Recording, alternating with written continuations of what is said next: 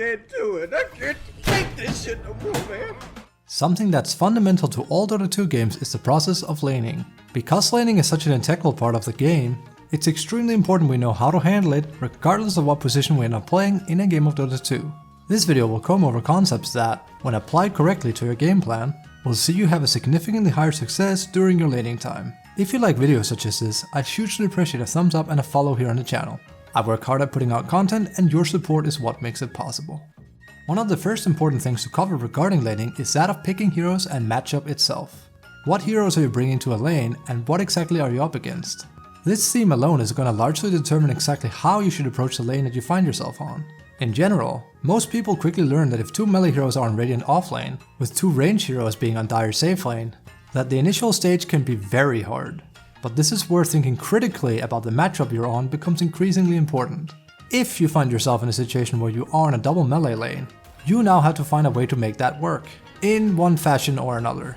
Whether it be through pulling creeps, redirecting the creep wave, shoving creeps under enemy tower, or attempting to pick up an early kill as quickly as level 2 or 3, the important aspect here is that you formulate a plan.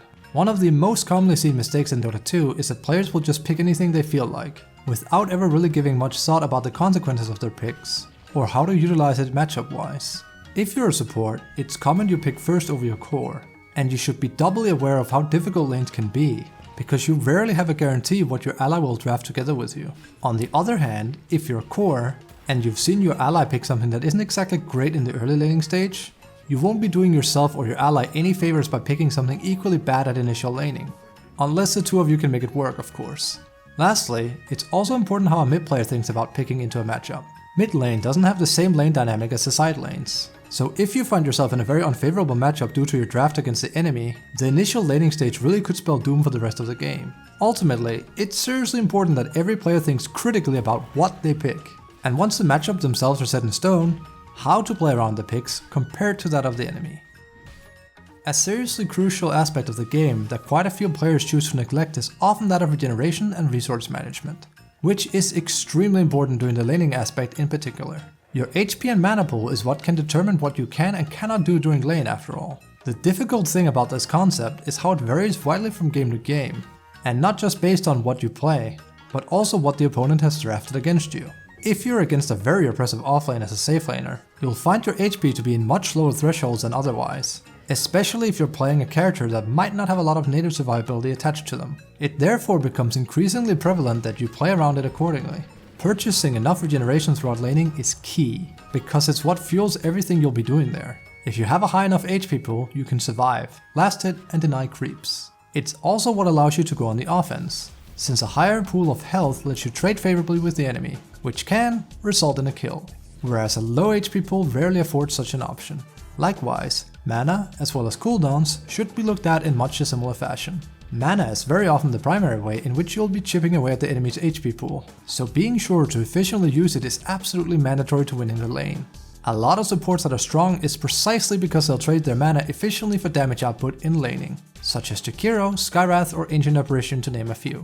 Learning to juggle both your health pool and your mana pool is paramount to laning, and the only real way to improve on it is long-term experience, and lots of it. You have to play against a larger variety of the Dota 2 cast on an equally big amount of the cast, and find out how they fare in a lane with a lot of aggression, and one where there's less of it. By far, the most common mistake in this aspect is an unwillingness to buy regeneration, with most cores generally preferring to retreat into jungle permanently, rendering the lane lost, when the reality is often that they could have bought a bit more health regen, played their lane a little bit more aggressive, and at the very least have gone even if not actually have won their lane. Try and watch your replays and see how laning plays out, and pay special attention to your health and mana throughout all of laning stage.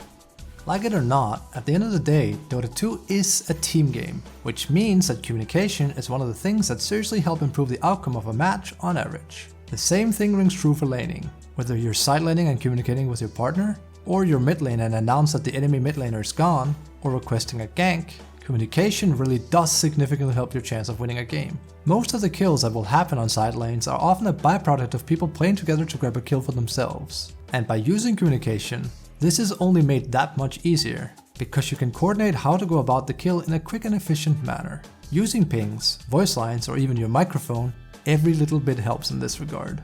A very common mistake that'll happen is that a core and their support won't be using their spells together correctly, and the resulting scenario will be a hero surviving, where if they had timed their spells right, it would have been a kill instead. This can often be remedied if you're willing to communicate with the player you're trying to make a move with. Plenty of people assume that people know exactly what they're gonna do, and will play perfectly around this, but this is extremely rarely the case. If you randomly blink in as an anti-mage without any warning to your support that you were going to do that, it'll take them a moment to realize what you're even attempting to do. Whereas if you had given them a fair warning in advance, they will, most likely anyway, combo around your play, which is far superior. This really rings true for the entirety of a Dota game, but laning is something that can become a serious slog if it's not handled well, so learning to utilize communication to ask for pulls, tangos, gank coordination and so forth really will up your game plan significantly in the long run. There's a reason why people play so coordinated in a party game when they're sitting on a Discord channel. Why not try to give yourself that very same edge in a solo queue game? These are three of the basic yet extremely key concepts I largely would recommend people improve upon. It's not some kind of trick that can be done that will immediately see a massive influx in MMR, but rather a concept that should be improved, tempered, and refined over time, which will have the ultimate effect of not just an increase in rank, but making you significantly better as a player in the long run.